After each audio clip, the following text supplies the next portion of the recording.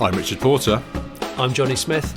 And this is Smith and Sniff, the podcast in which two friends talk about cars and many other things. Hello, Richard here. Now, as you might know, last week Jonny and I met up at Baldock Services to record episode 100 of the Smith and Sniff podcast.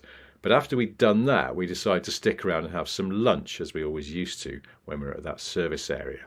And we recorded that as well.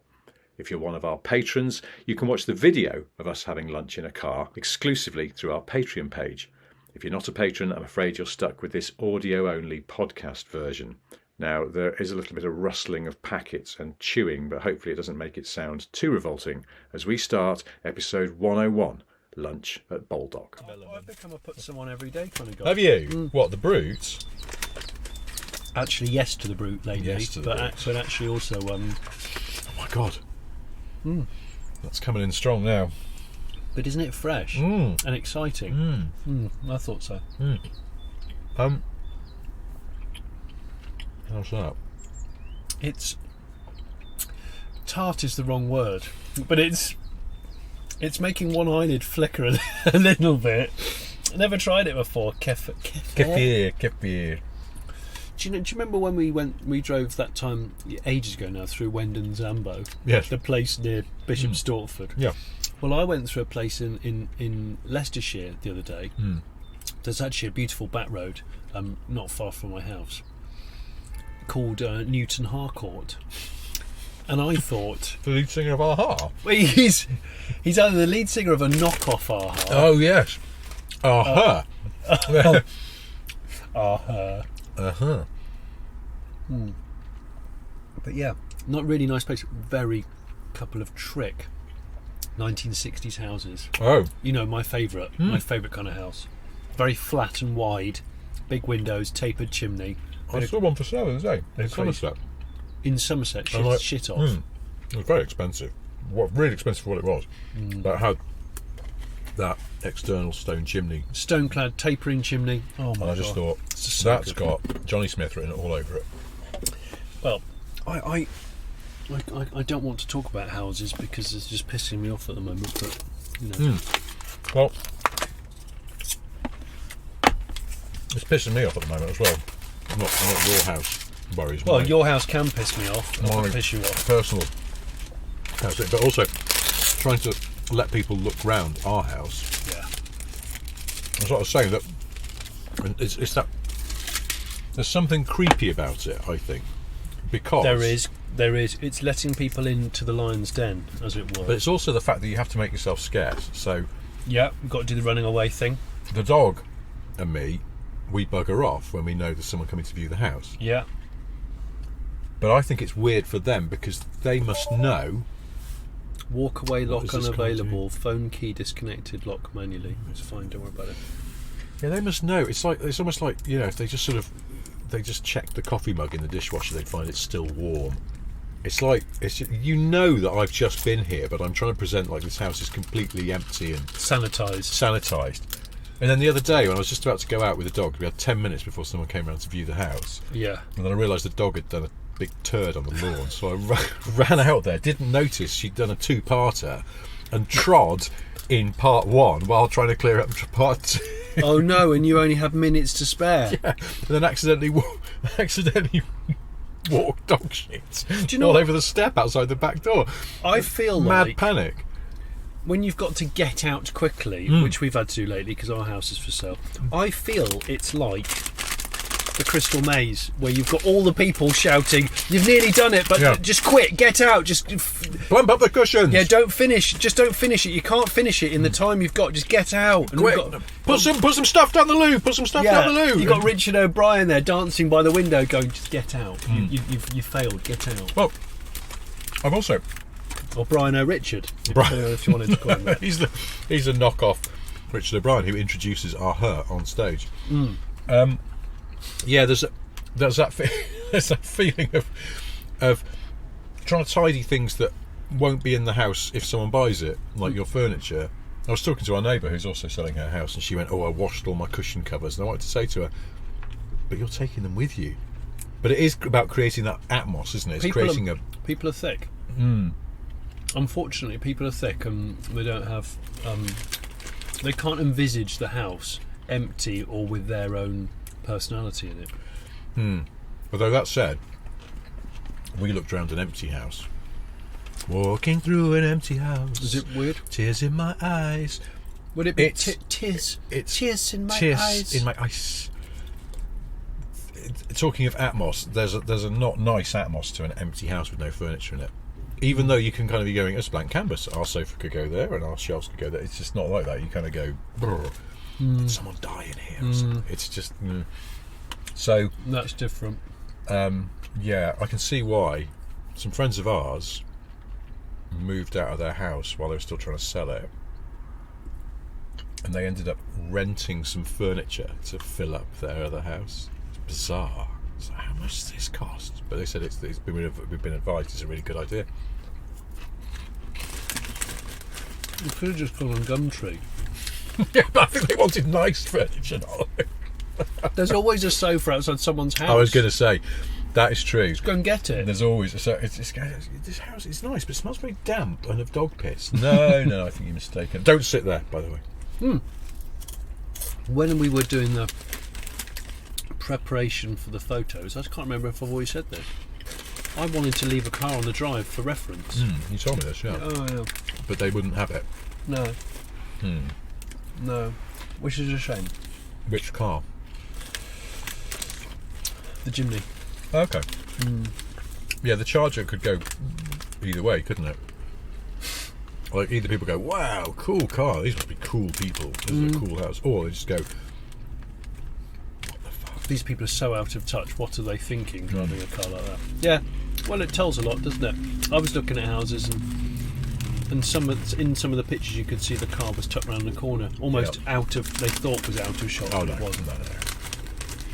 It's like I was looking at some pictures. There's this bizarre place near us.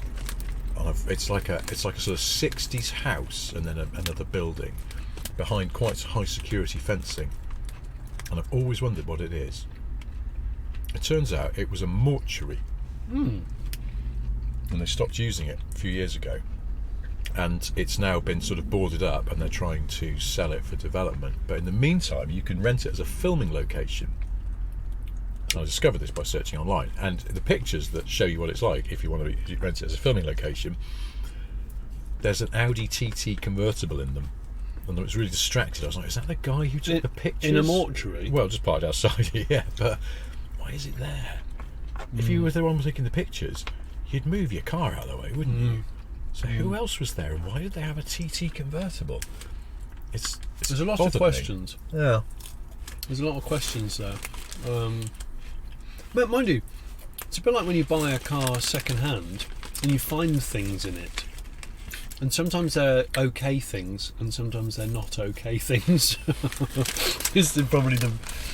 I actually did find a condom under the seat of my Beetle, my first car. Oh.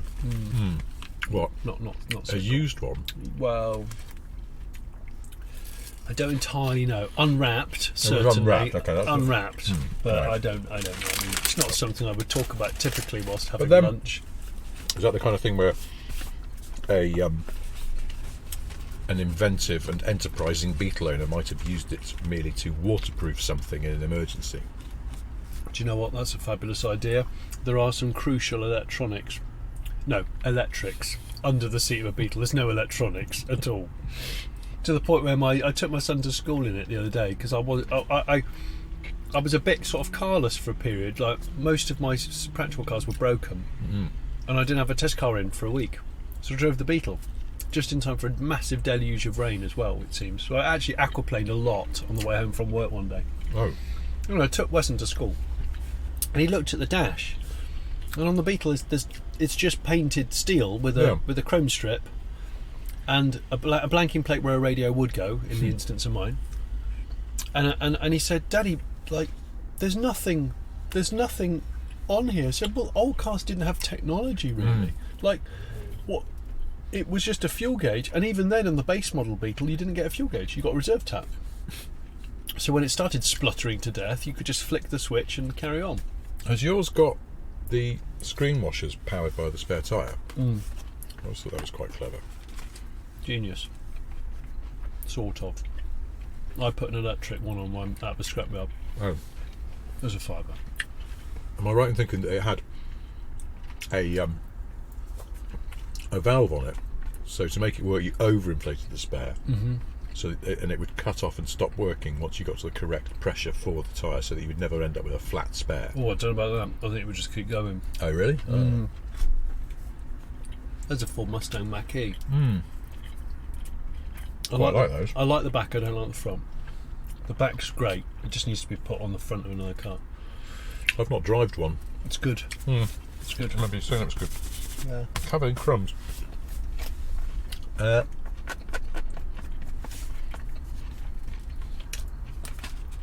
Quite nice to be back at Baldock. No, it's not. Is it? What? In a weird sort of way. I feel like we're doing the stake out of nothing, aren't we? We're staking out people's normal lives, and we've got no motive at all. It's a motiveless stakeout, which could be Police described say as it was stalking. a motive. Yes, I suppose that. Well, but then there is a sort of motive with stalking, albeit not Do a you remember good that one. bloke that was living in his Primera that we saw once? Yes, it was in Almira, wasn't it? Right, Almira.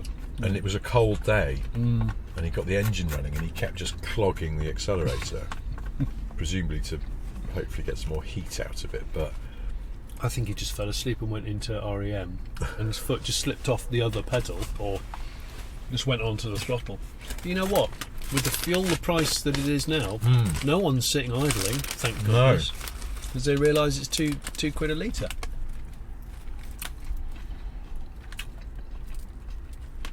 no, that's the thing though. But that guy, and then when we started to become a bit concerned about what the bloody hell he was up to, and asked the security guard to go and check on him because it looked too nosy.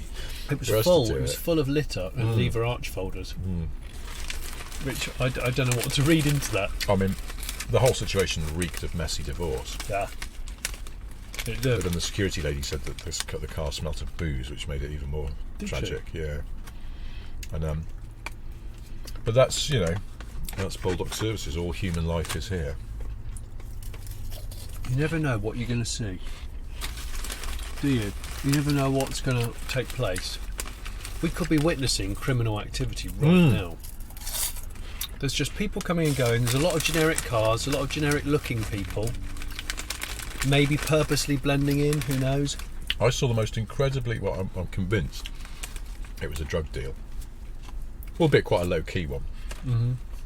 But a sort of cat-handed one, because What, Loki Night in the Marvel films? as in, I don't think they were swapping like massive bricks of cocaine. I think it was, probably someone just buying weed off their local Yeah, guy. just small quantities. Small quantities. But what made it, I was just thinking, if you're going to do that, just keep it all quite low-key. But the guy, let's assume he was the dealer, was driving an old shaped C-Class, and he'd stopped and was blocking a junction, a side road near my house, and that's how I knew, because I came up behind this and I was like, fucking C-Class just sitting across this junction, that's a bit stupid. And I assumed he was going to move, and then he didn't, and then the passenger door opened and a man got out and ran back into a nearby house, and then the car moved off. But the man was wearing a dressing gown. And I was like, why would you come out of your house in a dressing gown, get into a C-Class that's parked across the junction, and then run off again, unless you're buying drugs? Rule 101 of drugs transaction. You have to obey the law. Well, In all the other respects. You have to. but yeah, keep a low profile. They weren't to know that I'm not a police officer. I've never actually bought drugs. I've had people trying to sell them to me quite a lot. I don't know what that says about me. I used to get years ago when I first moved to London, I used to walk through Camden Town. Anyone who's ever walked through Camden Town knows you can get offered drugs quite a lot. There's usually just blokes on that main sort of strip up to the By market. the end of the main strip, you could have bought yourself a potato sack's worth of self-medication. Well, back in those days, there was these blokes who used to stand there going, You could have said back in the day then. oh, I thought I'd swerve it. Yeah, you did. I'm pleased about that. But they'd be there and they'd go, And they'd always do the same thing. It was sensimilia, marijuana. Yeah. Sensimilia, marijuana. But It's a lovely girl's name. yeah, this is our youngest. Would it be hyphenated? Sensimilia. Sensei Amelia? Or would it be Yeah, it could be. sweet girl? Sweet, But sweet girl. my girlfriend at the time always used to get offered drugs as we walked up that strip in Camden, and I never did, and I was always a bit indignant about it. Like, what? Do I look like a policeman? Do I look too square? And she'd be like, well, you're not buying drugs. I was like, no, but I'd like to be asked so I can say no. Is she wearing a sandwich board which says "I buy drugs"? That was, yeah, she had an I heart drugs sweatshirt. It's like a mate of mine's older brother, Daniel, was out in London once, a long time ago, with a mate. And he woke up in the morning in his flat and his mate had crashed on the sofa, and he was woken by his mate tearing into his bedroom going, "Daniel, we bought crack last night!" Really? Well, so they cast their minds back. They were really drunk probably in Camden Town. And this bloke came up and went, "You want any?" And they went, "What?" And he went, "Oh, don't worry, it's not for you." And they got quite indignant and went, "What's not for us?" "No, you wouldn't be interested." "Yeah, we would be interested. What have you got?" And he went, "It's crack." And they went, "Right, we'll have it then." And they bought this little vial of crack. What, just for basically a dare? Yeah, basically to sort of go, "Yeah, we're cool. What are you saying we wouldn't buy crack? We would buy crack. We're buying crack. Here's some." And they bought some crack, and then they didn't obviously do anything with it. The next morning woke up and then they panicked and flushed it down the loo. Poor sewage system. Gets the brunt of all these bad decisions. You know what I mean? Sewage works gets an absolute pounding. Well, Poor thing. A bit like hire car interiors. I always feel sorry for hire car interiors. yeah. Because you just go, bloody hell. Hire cars generally, they're treated so badly, aren't they? Awful. You know, imagine the clutch on a hire car. Get flailed. Oh, I didn't tell you. I didn't tell you about Jim. You know Jim. I know Jim. Jim's into his cars. Lives next door to a guy who's got a Mini Cooper Works. Yeah. Cooper S Works, with a fruity exhaust on it. The other week. Imagine if he bought one of those and it was hideously unreliable and it actually didn't work. Well, then at least you could go, "Mini Cooper doesn't works," in an indignant way. It might take some of the sting out of it. You'd get an angry person on a forum who's bought a duffer, being very vocal about it. I think you'll find the name is slightly ironic, Mr. Cooper. So-called. So Jim's neighbour. Jim's neighbour's got a fruity-sounding Cooper S Works. And the other morning, about 6 a.m, Jim hears it start up.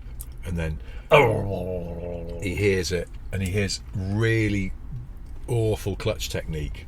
And he's thinking, I'm surprised so-and-so next door still struggling with a clutch on that car, I think. Enthusiast, he'd have got to grips with it now. And then he hears it going off the street, and he's like, "He probably should change up while the oil's still cold." What a joker. Was it getting nicked? It was getting nicked. Was it? Yeah. And Jim had this terrible guilt where he suddenly went, "Oh God, I heard next door's car getting nicked. I didn't do anything because I just thought it was him being a bit of an oaf." Did he not hear his own car getting Well, nicked? apparently not, or by the time he did, it was too late. A really vocal exhaust. Because normally they unlock it and kind of push it around the corner a bit, don't you? Or bump start it or something. Yeah. Oh, that's rotten. Do you know car thieves are twats, aren't they? Yeah. Well, there seems to be quite a lot of it. You know what? It was a shit gag that I was going to use on our 100th episode. Yeah. This Tesla. It's not specific to the Y. It's other ones. It has the Sentry mode. Yes. Where using the cameras in the B pillars and this one, it basically has its own either constant dash cam or when it's parked, if there's suspicious activity, it just records for a period. Yeah. And then in the morning or when you come back to the car, it'll go, just so you know. Yeah. You know, FYI. Yeah, do you know what I mean? Like a seagull landed on the bonnet and shat on it, or just so you know, like I don't know, a really slightly gammon looking bloke was looking for handbags in the passenger seat. Just thought you might want to know. But it triggered it this morning and said to me, yeah, 8 suspicious things happened while it was parked on your drive last night. And I looked, and every single time it was the cat walking around the car, brushing its tail against the tyres. But it shows it's quite sensitive. Yeah, man. but it would. But again, it's just one of those features. Did you say to the car, we can't go on together in suspicious minds? I didn't actually. I Sounds should like have it's done. a little too suspicious. Yeah. Caught in a trap, caught on a loop. The dash cam works. I was a bit worried these discount raspberries were going to be no good, but in fact they are. Are they? That one looks particularly bulbous. Yeah, no, they're good. They're peak raspberry. The thing about raspberries, they've got a very short window of oh gosh. These have come from Portugal. Look at that clattery mess. What, that transporter? VWT4. I'm just not interested, I'm afraid.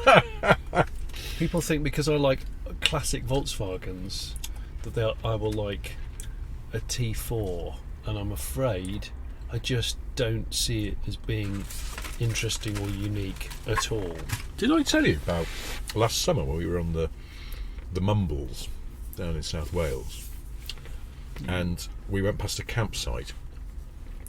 You know, in those campsites, people put the tents up and they have camper vans and things, and they often put a flag up. I was just about to say, was it a spirally flag?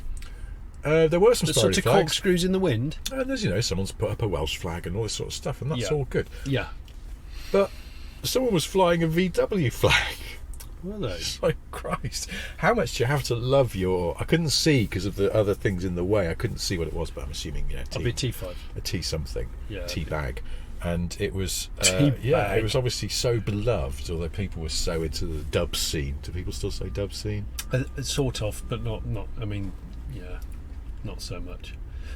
It's a bit... In fact, just driving here to meet you at Hairless Penis Services, I saw a lady with a knitted beanie driving a VWT. It might have been a T4 camper conversion, and it was puffing out almost smoke rings of diesel soot. But not only that, the thing that caught my eye was in the back side window had a Volkswagen decal that it looked like it had been intentionally hand drawn, but in fluorescent green. Okay, it couldn't have looked more kind of like late 80s, 90s if it tried. But my problem is you put all that on a van which is just not interesting looking.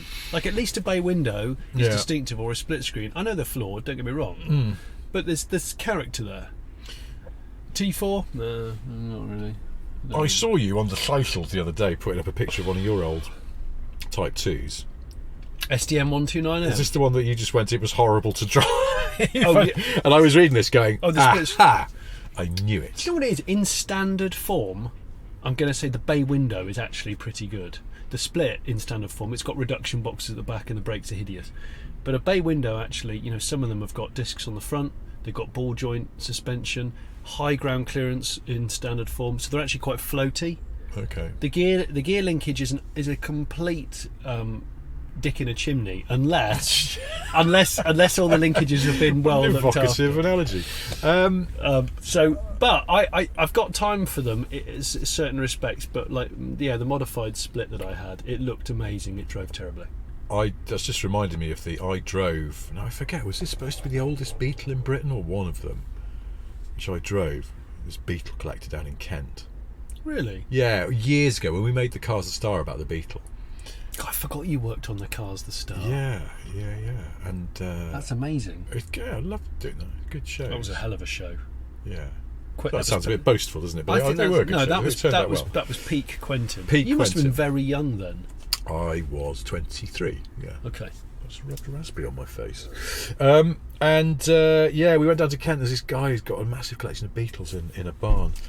And on camera, we interviewed him, and very proudly on camera, I don't think we used it in the edit, he said, well, my wife said to me it was the Cars or her, and I chose the Cars. And he was very proud of himself for this. Ooh. And his wife walked out. Did she? How many... Not on camera, obviously she walked out a few years previously, but he kept the Cars. And lived alone? And now he'd got a girlfriend. Right, okay. We met his lady girlfriend. His wife said it's me or the cars, and it was the He cars. chose the cars. So he had all of these Beetles, Yeah. and the director, he was quite happy to. He lived in sort of rural Kent. There was a field next to his house, massive field, and it was stubble. And the director wanted to do this shot, I think high shot, I can't remember how they got the camera up high, but where it was pre-drones. There's all these Beetles of different ages, all just driving around randomly in sort of figure of eight and stuff like that. Whirligigging. Yeah. And he wanted to film this, and then he was going to speed it up and use it as just, I think, a transition shot in the show, make it more visually interesting. So we all get, I can't remember, probably 6 Beetles, maybe 8, and we're all just driving around the field. I had the oldest one there. Bloody hell. And the brakes were absolutely shocking. Yeah, but they weren't cable, were they? Maybe so. Because very they were awful. Possibly very worst early brakes 50s base anything model driven. Beetle was cable operated. Yeah, maybe 25 it was. horse. Yes, it was slow, and it was incapable of stopping once it had achieved any kind of speed. So we're zooming about the field, but of course there's no choreography here. It's just a bunch of fuckwits just driving it back, because we had to do it for sort of like 10 minutes or something to then be able to speed up to make it usable. And but you're driving this guy's pride and joy. Yes, his rarest and most valuable car, and for some reason he let me drive it rather than he was driving something else. But at one point I was just sort of doing a thing, and I just turned like that, and I saw the director coming towards me in a super Beetle. Yes. And I was like, we're going to crash. Like, there's nothing I can do. And it's like, there's no point in me braking. I sort of turned away, and thankfully he turned the other way, and but it was fucking close. But I was just like, the brakes are not an option in this situation. No. Engine braking. They may as well not exist. Yeah, engine braking perhaps, because I think I was probably still in first, and maybe second. But I remember going out with a guy who I was filming the guy's car, and we went out to film his. It was a very early split rear window base standard model, as they called it, so it was cable.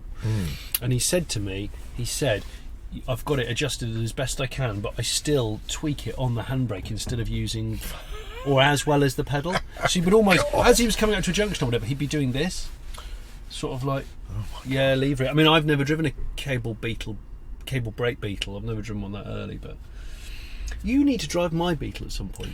I will. I worry that you'll think it's toss. I probably will, but it's whether I feel I can say that to you, because I know it's your beloved pride and joy. It depends what you compare it to. It's not a slow... Being flayed with rope. It's not a slow... Yeah, exactly. What, that chair seat? Is that chair seat in James Bond, where the bottom of the chair's cut out? His clacker's whacked with a rope. Do you want to do that again, James Bond, or just go and drive an early Beetle? Nah. Just get the rope nice and wet, would you?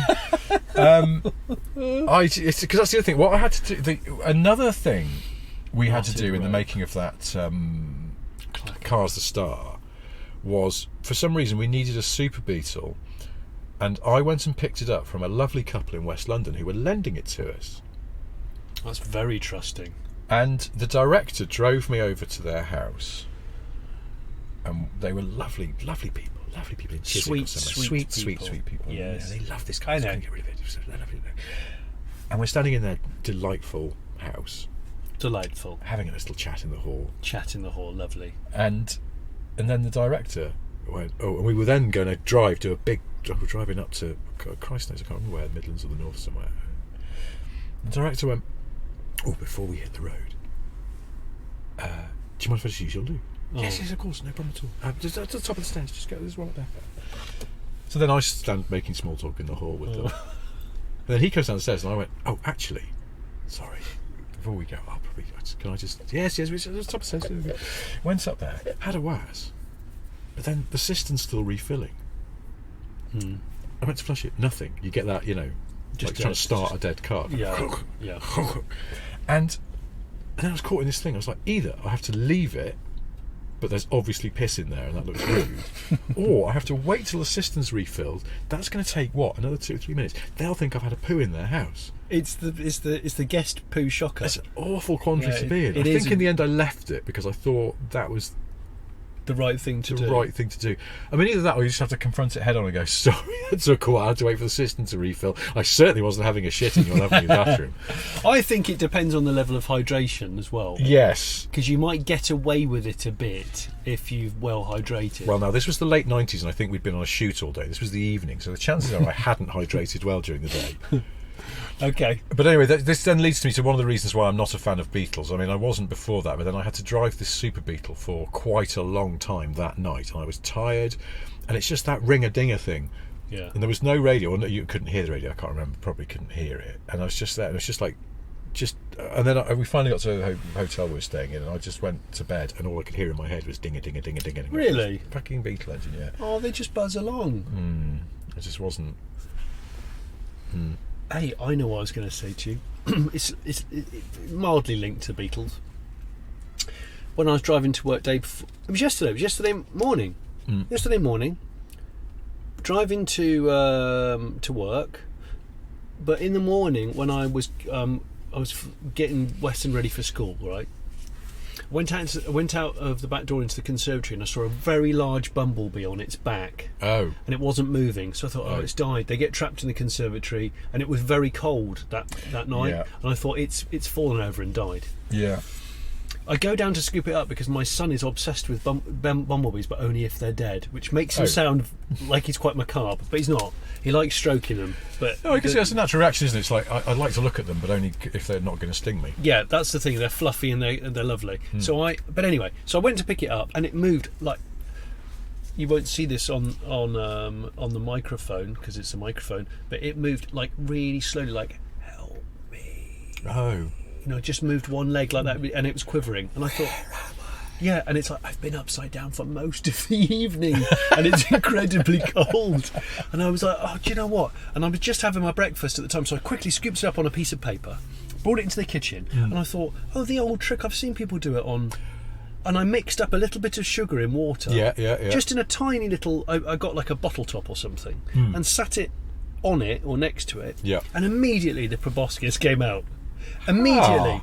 And it was shuddering, I remember, and it just put the proboscis in, and it was just firing this proboscis in, and it was there for about 15 minutes, and it absolutely downed. It was like, really? It's like me. It's like I'm finding you asleep in that hedge, but in a bad way, giving you 4 bottles of Lucozade.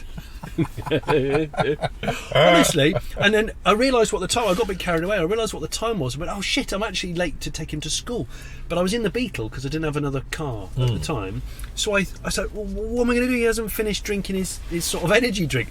So I put him in a Tupperware container with a bit of kitchen roll and a drink. Put the top on it, and I thought it's not going anywhere. He's not flying at the moment. Put him in the Beetle. Got the Beetle out of the garage. Took the boy to school. Then I went on to the late break show office / timber hut on a farmyard. And when I got to work, I thought, I'll see if he's all right, because he was down there by the ventilation. Got him out. By the ventilation? Well, down by the back seats on a Beetle, you've got the main vents either side, and that's where you get most of the hot air. But the heater, I see, isn't it? The heater's famously cack, though, isn't it? My Beetle's got heating, man. Okay. Even in its sort of dishevelled state. Oh. Heating in my bug's always been good. Interesting. It's one of those things where people don't assemble them right. So I got the bee out, and it was a little bit more active. I was thinking, this is great, but then I mixed up another bit of sugary water. I'll give it another pep up just in case, and its proboscis came out again. Had another quick go, and then I was just sat there on the desk, and then it sort of shook itself and went, come on then, let's have a go on this, and it went just like a drone. You know, where they go up about 2 feet, and it just sat there, and I went, he's on it. He's all right. He's revived. He's on it. And it did it. It did it, and then did like a 360. And then there's this patio door, like glass doors. It was like, I'm ready. And it went towards the door, and I quickly opened the door. Go on then, mate. Go for it. And it just went out, tipped down like a helicopter. Like head down. It went full. And it got to airwolf spec, and it went out into the yard. And I thought, I've saved it. I've had a tiny little win that day. I've saved a bee. I thought you were going to say that it stung you in the face. Oh, it did, didn't it? This is a happy repaid story. your kindness, like when I once rescued a mouse that was being mauled by our family cat, and the mouse repaid me by biting my finger. Yeah. I got bit by a weasel. A weasel? Yeah, our cat caught a weasel, and I tried to save it. Unfortunately, it had been bitten on quite badly on the neck. That is the downside of cat ownership. They instinctively like to do bad things. Bee in a box is quite a good idea for a cartoon series.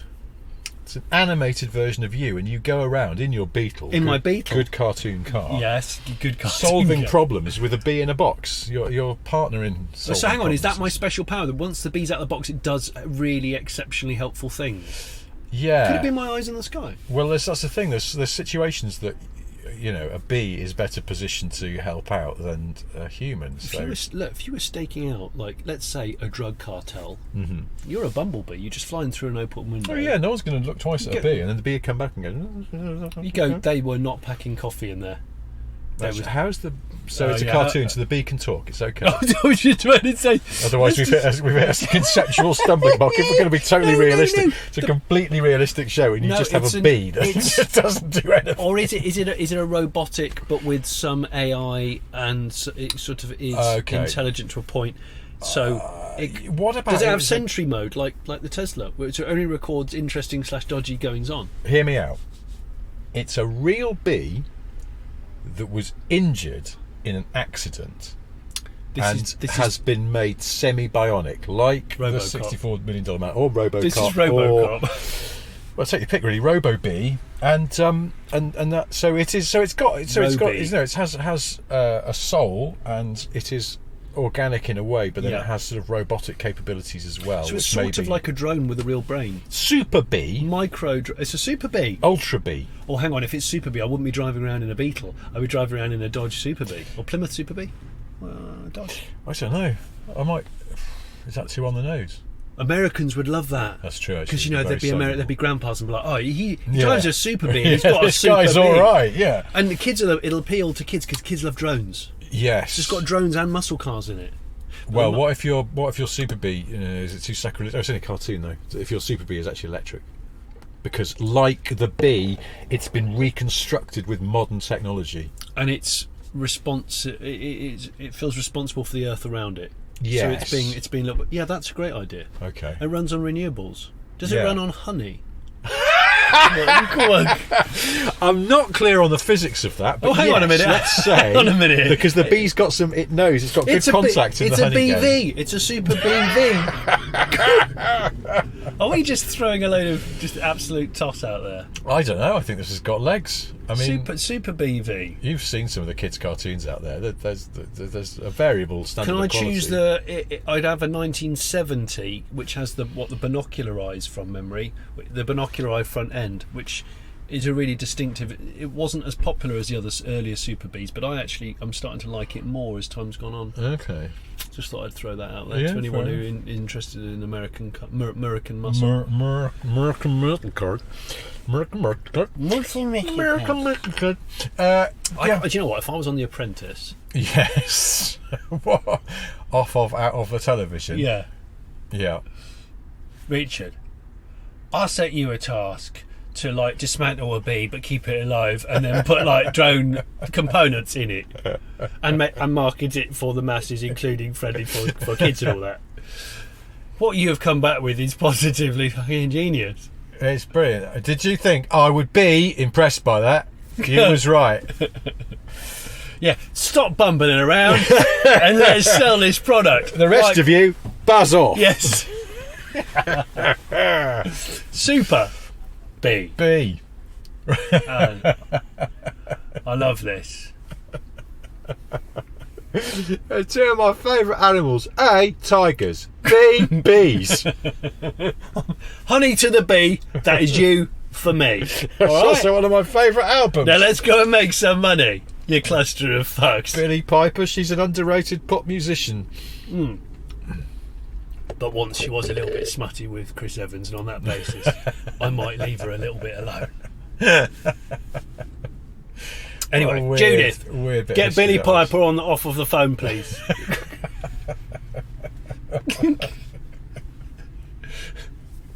Get Billie Lots of- Piper off of Doctor Who and that prostitute programme and other things. She's had a long career, I won't list it all.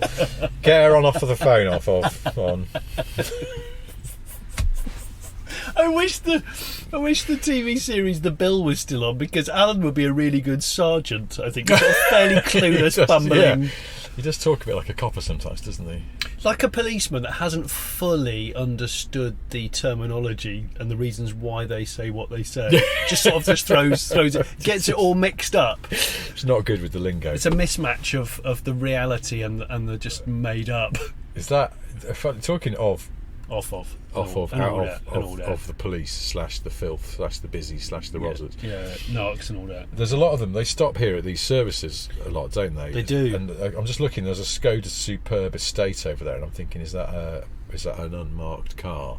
Could be, couldn't it? It's got the hallmarks, and actually there's a Superb Saloon. Yeah, I bet they're well. working together. Both 68 plates. Yeah, but they're and you can hide all the LED response lights now so well. You can't you? Yeah. Whereas in the old days, sneaky. they'd have to jigsaw cut the grill out at the front. Yeah. And you'd see it. Yeah. You'd always see a cutout on a grill and go, oh yeah, that's a undercover. Well, they started putting blue lights in the sort of corners of the bumpers, didn't they? But it's like, oh yeah. but they were so obvious. And now it's all hidden within the cluster, or Yeah. they've repurposed other lights. So like, they probably don't need reversing lights. They probably just reverse straight into stuff. That's right. It's just a body colour bumper. It'd be £600. Who cares? Let's catch a crowd. Oh man, did I tell you the embarrassing thing that happened to me? When I had Richard Tipper of Perfection Valet over to clean up my Porsche, and he did an incredible job of it, such that it was already looking amazing, and then I went out. My daughter and I had to go out and run a few errands, and when we got back, it had become even more amazing. And what do you mean? well, it was just like gleaming. It was ridiculous. Like the bodywork almost looked like sort of black liquid. It was so sort of clear, and it was just great. And I was so luster is the word you're looking. lustrous. It was very lustrous, and I was so wowed by this that I reversed my Range Rover into a bin. Because our next door neighbour has a habit of leaving the bin out in the road to reserve their parking place. A bit naughty, but they've been doing it for years. They have been doing it for years. And was this a protest reverse? Just to go. Well, no, but that's the you thing. can take your bin and you can move it. Well, so I was sort of saying to my daughter in the back, I was going, look at the car, and she's like, it's so clean. And I was like, it's amazing, isn't it? I'm trying to reverse park it to the spot. I was too busy looking at the Porsche that I wasn't looking at the admiring camera your or own anything. car and reversing your other car. I reversed my other car bin. into someone's bin, which it didn't just fall over, it kind of went boom and tumbled away, and then Richard went and rescued it, which was just even more embarrassing. That You've reminded me that this cleared up my car, mess. this borrowed Tesla Y, the guys that own it are Simon. Their Sentry mode picked up on their neighbour who backed at high speed into it when it was a week old. Fuck. Now, they didn't deny that they'd done it. They knew they'd done it. But I think they just got in the car and didn't check the rearview mirror and just went for a space that didn't exist. Yeah. And it all got caught on camera. But the great thing about that, of course, is it's an unequivocal. You can't argue it because it's pure fact. Yeah, it yeah. takes up. It really removes a lot of sort of hot air, court letters, Yeah, I boring suppose solicitor so. time. It's clever shiz. Yeah, it's clever shiz, isn't it? Oh, Yeah, interesting. it is. It's recording now, apparently. I Is guess it? yeah, I don't know why. I'm slightly creeped out that there's a camera just above the rearview mirror, like a permanent built-in camera. It's like, Well, you can play all that weird. You can play all the weird shit, can't you, if you want to? yeah, but why is there a camera there? Is that like a? It's like, it feels like we're in a minicab if it's got an internal camera recording what's going on. That's a good question. I don't know. I don't understand it. Also, something as simple as opening the glove box is on there as well. There we go. Yeah, it's all within the tablet. It's always within the tablets, within the screen. Something is properly DSG tromboning over there. I can hear it coming. It's fruity. Is it a 6-cylinder? If they come into the car park really hot, Well, they might do. when don't it's they? blatantly a 10-mile-an-hour speed limit, but they're doing a cool 30. A cool 30.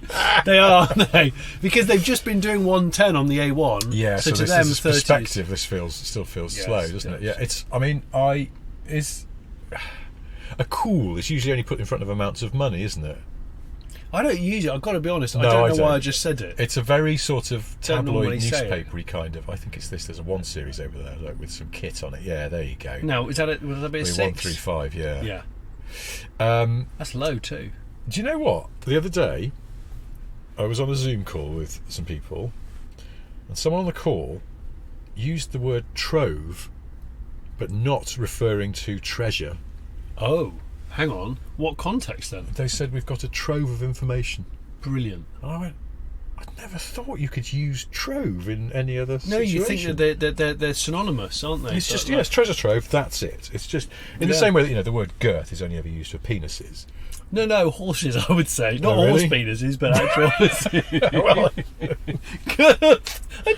It's not It just, is. it's not exclusively dick measuring. when would you use the word girth? A horse has a girth. It's the someone who's listening will know. I used to know about horses a little bit. But like, you wouldn't stand in the Severn estuary and go, God, look at the girth of the river here. It's a. You'd That say doesn't width. sound right. Yeah, it doesn't You'd say sound right. width, and yet Girth. sort of girth. So girth is a kind of feels like it's a very marginal word. But trove, that's like you Trove never is- say. And I was like, but you can. Everyone knew what she meant. Yeah. And I was like, that's Did everyone fantastic. you stand up and applaud her in the middle of No, this? I wanted to, but I didn't. No one else seemed to sort of even acknowledge. I was looking for someone else just to sort of their eyes to widen with delight, or for them to sort of frown with. Did she just say trove? Trove. Yeah, I might try using it more often now. I just yeah. I'm loving it. Yeah. I need to weave that in into a feature. My or wife something. gets home and goes, "Why is the house such a mess?" Well, there are a trove of reasons for this. I just see how I can see if I can use trove at least once a day correctly as well, not just like shouting it. Oh no, into correct a tunnel. trove. Yeah. Do you know what? It could be the name of a sort of a foreign market car that we don't get here. The Trove, the Nissan Trove. Yeah, it would be, wouldn't it? Yeah. What's the name of that Nissan that we don't get? The small one. It's got a funny name. It's bigger than a Micra. Oh, the Trove. Yeah. I know what you mean. Yeah. Or Trove. Trover. The Be the trover. trove. Is a trover a word? Someone who has a trove, or is enthusiastically pursues troves of things. Yeah, he's getting bogged down now. Troving. Troving. Yeah, I don't know. So now, sculling. Sculling's a term that you don't. Well, sculling is just inexorably linked to pints of lager, really. Isn't Well, it? I think? swimming. Swipping? Swimming. Oh, swimming. Swipping. I'm not just making up words. He's trying to catch me out. No, he's swipping. Oh, yeah, you're not What, being you don't swipping. say swipping? Yeah, weird. Sculling, yes. Rowing, isn't it? Oh, you might do it in the row. It's a row. It is a sort of. Yeah, scull. A scull is a. It's a rowing type of technique. row. Yeah. Yeah. Yeah, but what the? Are the sirens connected to whatever the hell that was? There was just That doing is an awful lot of, that's got to be a Morris Minor with blunderbuss conversion. yeah, maybe a Morris Minor with a very, very aggressive twin carb setup on it and Very, very. lumpy cams. And when you come off the throttle, it actually cuts the ignition so that when you go back onto the throttle and it reignites, there's loads of unburnt fuel kicking about, and it just properly just jettisons Oh, it. there's just a button that just releases fuel into the exhaust system for shits and I giggles. remember people used to do that. It was really shit and crude. Hated it. It's yes, it's just quite daft. moronic, isn't it? That's just not. It's just too moronic. I get it. If you It's want oafish. a fruity exhaust, I get that. It can work, but no, don't start cutting the ignition or flamethrower kitting it or any of that jazz. It's What just- What is the worst cat-handed modification you ever saw in a car when you were at max power? Oh God, you haven't got long enough. Didn't people just punch holes in the silencers of their exhaust to try and get a bit of extra noise out of them? Oh, yeah, Just to people- get a nail and bang it through. Yeah, people used to do that. I mean, I was terrified of ill-fitting nitrous kits Ill-fitting. because just spraying it through the vents. because that there's various ways of doing nitrous, and there are ways of doing it properly.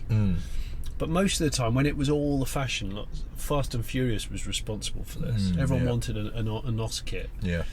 The problem is a lot of them were just fitted, and they would introduce an enormous amount of nitrous kind of willy-nilly. Not on, you either have it full throttle or progressive, but progressive requires you to set the car up right. I Yeah. mean, I drove this guy's Civic, I remember it well. He kept badgering me to drive it during the feature, and I just wasn't interested in driving it. No, I'll just do the shoot, it's fine. Anyway, he kept wanting me to drive this thing. It's got a 200 shot of nitrous. I mean, it had like the engine power again of nitrous, and it was undrivable.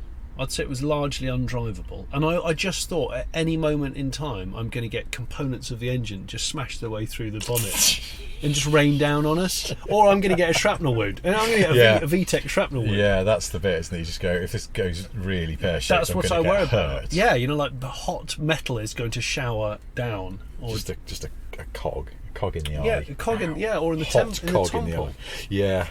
A little bit of cam in the temple. It just reminded me, talking of badgering, I just remember a story that TV's Jeremy Clarkson used to tell about. He was shooting one of his old, Christmas video type things, and for some inexplicable reason, they're at an airfield, and there's this bloke who's brought down this sort of like modified Capri. Of course. And he's from, sort of like Sheffield or somewhere, and they've got a Ferrari there. They've got back then like a 360 or something. Yeah. And this bloke's just like, my Capri, could have that. Jeremy's like, yeah, of course I could, mate. Yeah. No, serious. You get it up there. The real drag race, my Capri could have that. And Jeremy's like, I don't think it could, actually. They've got like a 911 turbo there as well. Yeah. I'll take that. Porsche over there. I'll take it on. My Capri could have that. Yes, the Ferrari and the Porsche, of course. Yeah, that what's that, GTR? Yeah, my Capri could have that as well. And he just display all day. Everything. My Capri could take that. Yeah, my Capri could. So at the end of the day, he went, all right, come on then. So Jeremy's like, finds whatever it is, the Ferrari, so he thinks it's the fastest car. He goes, come on then, all right, we'll talk. Let's do it. Capri just fucked off into the distance. Destroyed everything. Unbelievably tweaked up, but done well so that it was sort of able to perform when required. How long ago was this? Oh God, like probably about 30 years ago now, so 25 years ago. So I'm hoping that the driver did have quite a sort of loose-fitting leather jacket. Oh yeah, I would. Oh yeah, maybe dark brown. I don't know. Or black. Black. Yes, I'm seeing a like a tracky top. Like Adidas stripy tracky top. Are you? Yeah, maybe. But with a leather jacket over the top, though. So it's that weird combination of sports gear and kind of like undercover detective gear. Yeah. It's always the combination which doesn't quite work. What was that picture you sent me the other day? Who was it? Oh yeah, it was Michael Keaton. Michael Keaton. Collar and tie with a leather jacket. Yeah, and a straight incredible tie. Look. Yes, a straight tie. It was a premiere of a film that came out in about 91. I think he'd just done Batman not that long ago. When was that? Batman was 89, wasn't it? So, but that would still be, because that was quite peak. Keaton? Would that have been... Peak Keaton? Well, Keaton sort of went away and then came back again, didn't he? He did do a comeback. And then he did what? He did like, what's that one? Probably, Birdman. Yeah, he's probably better in middle age than he was then. Yeah, he is one of those people who's kind of improved with age. He has. In many ways. But he did have that look about it. And I think I did say to him, in fact, did I not? I think I said to you in the text when I shared that picture of Keaton, saying, I'm absolutely certain that he drives, was it an Opel Manta Berlinetta? Yeah, he's...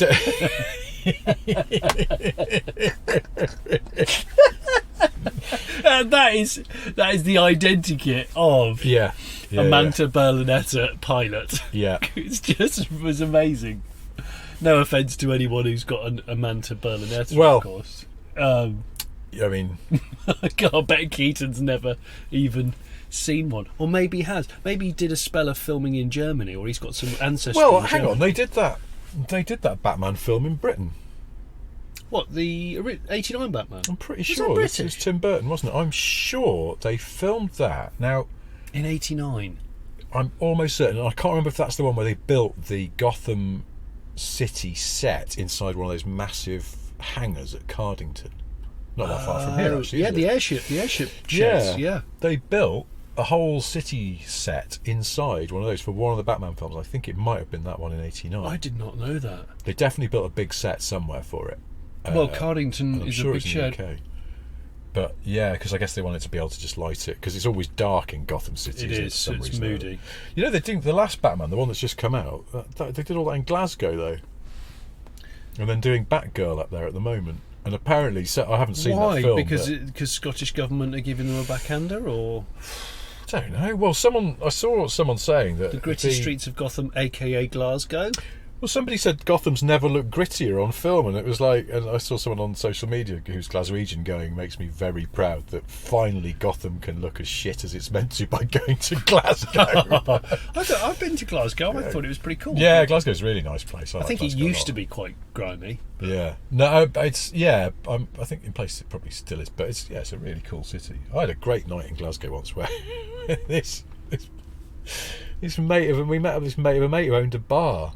And we went to his bar, and he went, "Oh, it's like a Monday night or something." I was up there with work, and this guy went, "A bit quiet here. We might as well go back to mine." And he just pulled 2 bottles of vodka from behind the bar and went, "Right, let's go." And just locked up. Well, no, he left his staff running the place. Oh, okay. But it was just really quiet, and he was like, "Oh, there's an atmosphere here. We might as well go back to my place. We can, just crank up the tune." So we went back to his, those sort of big apartment buildings, that old buildings in Glasgow. We went to one of those. I'm just thinking of 2 bottles of vodka. Yeah. Was that on a work night? Yeah. Oh wow. I was hanging the next day, and I had to do some work, and it was awful. But, oh gosh. But we went into his flat, and it was a massive flat, and he had no furniture. And in the living room, there were 2 bean bags and a double mattress on the floor. It was a huge room and a big telly with would have been PlayStation, like original PlayStation at that PS1, because this was in grey. This was 20 odd years ago. And I looked round it, but it was a beautiful place. It was just like, he just went, this will be fantastic. I assumed he just moved in, so I went, "Oh, it's a lovely flat. Have you just moved in?" He was like, "Been here for years." So he just lived like that. Wow. Like, he was quite a successful guy. He had a W124 Cabrio. A Cabrio? And this would have been about 2000. That would have been expensive. So that was still, quite a valuable and nice car. Yeah. And so he was doing all right for himself, but knew he what just he was lived doing. in this incredible. I think he was a bachelor. He just lived Beanbag and a big TV. and a PlayStation, yeah. And he just basically used to sit on the beanbag playing PlayStation until he was tired. And then he'd just go over and get.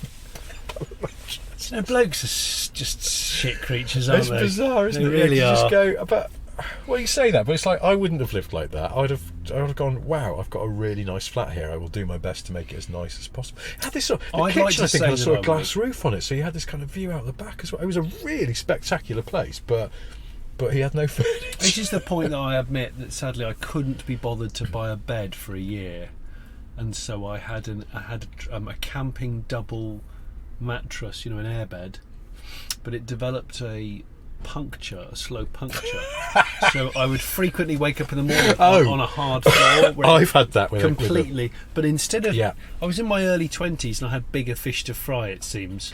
So I just never repaired. I just used to pump it up, go to bed, and wake up on a flat, hard floor for months. I had the same thing. We're staying at such- somewhere, and it's a very odd feeling, isn't it? When you're not expecting it, because you're like, I went to sleep on something soft. I've woken up on something very unyielding. What's It's like going someone's on? lifted you up and put you somewhere else. Yeah, it's disorientating. Yeah. It's like that time when my first lads' holiday, when we went to Rhodes when we were 19, and one of the boys fell asleep on a camp bed, naked, and the other lads got back from the club at like dawn and decided to carefully lift the camp bed up and take it out of the apartment and put it outside the door of another villa. He was asleep naked on a camp bed.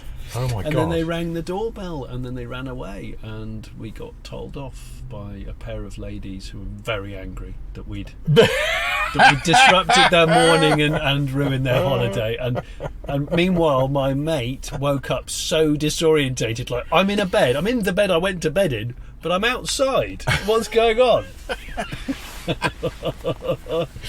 That's just reminded me when my dad. Very good fun. When my dad was a young man, he was an engineering apprentice in Rugby, and he lived in. They used to call it digs, where basically it's like it had a landlady, sort of redoubtable older lady. Yeah, you had a room in a house. Yeah, basically. Well, he had a room in a house that he shared with another guy, a mate of his. Did have a hand basin in one corner. Oh, probably. I don't know. My dad's digs did. Yeah, it's the kind of thing they would have, isn't it? Yeah, it sort of doubles as a bidet and a wash basin, apparently. So, one night, his roommate stole the orange glass light off the top of a Belisha beacon. which is they're quite big and they're quite heavy. They are, yeah. And put it in my dad's bed. And my dad got home. He was pissed, I think, this guy. And my dad the 60s got back. though, right? Yeah, it was. It would have been the 60s. Hang on, it would have. Yeah. No, wait. It would have actually probably been the 50s still, late 50s. Okay. So my dad got home, found this thing in his bed, and I went, "Oh my god! If our landlady catches me with this, she's going to be, she's going to give me a right bollock. He'd probably throw me out or something. I can't risk that." So he hid it under the bed and gradually broke bits off of it and smuggled them out of the house. What? In his pockets. What? I know. Because he daren't risk. How scary was the landlady? I don't know. I guess quite scary. But yeah, he's like, I daren't risk that. I guess she never went out. Or maybe that's something odd there, Rich. He didn't want to risk trying to leave the house with it intact about his person and get caught, because that would be the worst thing possible. So he thought laterally, and he just broke it up. Do you know, you've just reminded me, because I think Daytona happened, the race, not that long ago. Yeah. And I got a text message from Tiff, who'd gone out there to do. He does these corporate events where he chaperones people. Oh, out, yeah. And gives them a VIP tour and talks about. Anyway, he loves Daytona, and rightly so. But is it because he gets to go to a strip bar? He loves everything about Daytona. So I've told you that time we went out to film the 50th Daytona for Fifth Gear with him, and we were staying in a condo. I use the term condo because that's how it was referred to. We don't use the term condo over here. Yeah, and I'm never quite clear what that is. It's like a bedsit. I think it's an apartment or studio flat. Studio, it's like a studio flat, like a large studio. Anyway, so we were all living in the same condo. It had 3 bedrooms or 4 bedrooms, and Tiff was in one of them. And anyway, one night Tiff had already got a bit pissed off with me because I insisted that we played crazy golf instead of going to a strip club. I was furious. And there was a late night, I've told this story, I'm sure. There was a late night crazy golf course which had like a real crashed plane in it and real crocodiles. That was its sign. What? It stayed up till about 2 in the morning. It was still open as a crazy golf course. It was floodlit, and it had a crashed aeroplane as part of the, the setup, the scenery. Yeah. What, like a light aircraft or an like a little Cessna thing. Like and it had a load of crocodiles that were alive in like a lake in the middle. Anyway, so it was cool. I really enjoyed it. Tiff didn't enjoy it, and he wanted to be looking at boobs. He wanted to go to a skin bar instead. So, but we had a few drinks, but and Tiff had got a little bit well oiled on the way back. And on the way back, while I'm getting this right, while he was in the bathroom brushing his teeth, we all thought it'd be fun. We sneaked into his bedroom, and his bedroom had some odd decor in it. For example, had a very large canary cage, but with no canary in it. Okay. So it was just sort of weirdly ornamental. So we filled his bed with all of the ornaments from the house and the bedroom. Just stuff. He had this huge bed, a big American bed. Yeah. Huge. We filled it, and then we ran out. We did all this in under 5 minutes. We ran out and all pretended to go to bed, and then just turned the light down. So he came out of the bathroom, just sort of snuck in. And then lifted his thing back and went, "Fucking Smith! Smith! Fucking what the fuck are you doing?" And he was barking. He's throwing a canary cage out. He was very angry, not like nasty angry, but he was moaning at me for being such a. But yeah, that's what he did.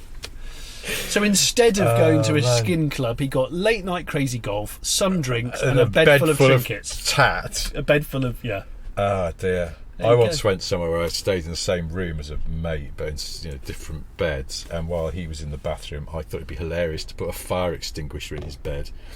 But unfortunately, when you put a fire extinguisher on its side, it's prone to leaking. So he pulled back the cover. Oh, there's a fire extinguisher in my soaking wet bed. Was it really wet? Yeah, it was really wet.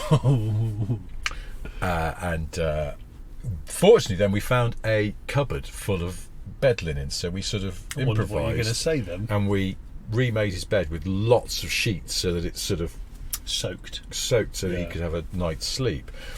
Because I think I don't know why I didn't. I mean, I don't know why I didn't just say he could have my bed, but you didn't. Or maybe he said it's fine. Anyway, nevertheless, but we had been drinking and so our logic wasn't necessarily the most crisp. And what we did with the wet sheets is that we simply opened the window and pushed them out onto, there was like a sort of quite a wide ledge outside the window. So you threw them out the window. We didn't throw them because they were on the ledge outside the window. We thought, well, we'll deal with this in the morning, but let's just put them out there for now, because woke up in the morning to the sound of rain, so the once slightly damp sheets were now absolutely soaking wet. So we pulled them in, and there was an armchair in the corner of the room. We just put them behind the armchair and then we left. Behind the armchair? It's so pathetic. It's so pathetic. It's not a master criminal move, is it? But the thing is, there was no comeback from that, and yet there so easily could have been, because they knew exactly who we were and, you know, had all our details. So. It's just like delivering a hire car back, parking it in a tight corner of the car park when you've gashed one corner of the car. Like, do you not think they've seen this shit before? Yeah. Of course they've seen this shit before. Yeah. I remember that time when I was on Max Power and we were doing a couple of shoots in Spain, and I had a hire car, Toyota Corolla, and I parked it really close to solid marble. I remember this now. Solid marble, or it could be highly polished concrete, you know, the ornamental concrete. Yeah. Park bench. Oh. And we had it there for all afternoon. We were doing static photography of a couple of these mad modified cars, and then unfortunately the photographer was like, I want to do some sunset shots, so they'll be good for the cover. We got some glorious sunset shots, and then it was sort of dusk / early night time. He was packing all his camera equipment up, and I just forgot that there's this low vandal-proof bench right at the front of, and it was maybe a foot away from the front of the car. But I did that sort of energetic start the car, select first, and just drop the clutch and go. Oh God! Because I could just see it completely open. Hang on, what? But the impact speed must have been what, 3? Oh, because it was just 3, like but it that lunged. Much ground to go. It just lunged. Boom. It lunged and it immediately took a big smack to it, and it took a huge. I mean, all the sort of lattice grille, the lower part of it, just got mauled. It didn't do the rad. Oh well, that's. But I decided to not be cowardly. I actually went and admitted it straight away, and so cool that the Spanish guy running it just went, "It's okay." And I never got asked for any money. I mean, that how happened cool is to that? me though. I went to the south of France with Evo, and I flew down there, and they'd said, when you get there, go and pick up a hire car at the airport, change of plan, so you just need to go and rent a car, an estate car that we can use for tracking photography. Yeah. And we'll, expense it back. So I did that. I went to the thing. They gave me a Peugeot 307 estate. SW. Yeah. SW. Got there immediately. I got to where everyone else was. We've got the cars. It was car of the year, I guess. So we've got all the cars to drive. I handed this car over to the photographers. Sometimes photographers can be a little bit. They're not terrible mechanically sympathetic. Yeah. No, I've seen a few get crashed at the hands of a. So I think it was like still that first morning after the night I'd flown in, when one of the photographers came over and he went, "A car you've rented is broken." I was like, what? How can it be broken? It was a brand new. It had sort of like 50 kilometres on it when I picked it up. He went, "Yeah, it's all like it'll go into second, but first, third, fifth, it won't. There's nothing when you put it there. Well, it's weird faults. You had to start off in second, then you had to get enough speed up to go into fourth. It wouldn't. You just pushed it across to any of the odd numbered gears. And there was nothing there. There's nothing there, and it would just ping back into neutral. So it's still drivable, and they used it with some monumental clutch abuse for the rest of the time we're there. So it was about 4 or 5 days. Oh my god! But then I had to take it back to the fucking hire place, and it's on my credit card because I haven't X'd it back. Yeah, and I'm saying to Harry, this is going to be all right. Oh yeah, don't worry. Okay, we'll take care of it. I was like, but yeah, they're going to charge me for a new gearbox at this rate because they will. Frigged this car. Yeah. All the way driving back to Nice Airport, I'm practicing in GCSE French how I'm going to explain this. Are you really? Yeah. Il y a un problème avec le boîte de vitesse. Le vitesse numéro 2, 4 et 6, c'est bon. Mais 1, 3 et 5, pas mal. Normal. Il y a un problème. And I was just trying. How am I going to do this? French, Richard. Well, I had a long time to practice it. A 3-hour drive. I got there. I went bonjour, and the lady went hello, and I was like, oh shit. oh, parlez-vous English? She went, yes, I speak English. Yes. And I went, oh, right, okay. So I was like, oh, I've rehearsed this now. I feel almost let down. I hadn't had a chance to unleash it. I went, right, there's a problem with the gearbox in the car. She went, okay, it's fine. I went, no, but it's like it won't. The gears there's just something very wrong with it. Half the gears aren't working. it is fine. Have a safe flight home. That was it. And didn't give a shit. Nothing. Amazing. Isn't it wonderful that people like that exist? Remarkable. Yeah, especially when a car. I mean, I damaged mine. It was my fault. Yours sounds like it wasn't yours or their fault. Well, probably not. I suspect some, considering it was a new car, I suspect some kind of manufacturing defect. Unless Tiff had borrowed it, he'd gone out to France. Yeah, he only did before. like 5Ks in it, but they were very intense. Well, you know about his clutchless gear change addiction with yes. cars. Oh my God. Yeah. He taught. Match the revs. Yeah, he tried to teach me how to do it in a Mark I Land Rover Discovery pool car from the BBC. Oh my gosh! There was at one point where I got it wrong, and there was a thunk back up that long gear lever, and I felt like it broke my arm. Oh no! No! Match it.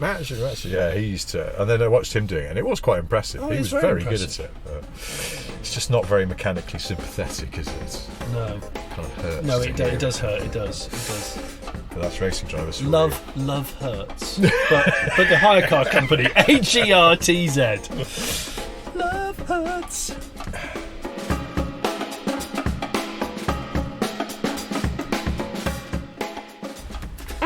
Oh my God.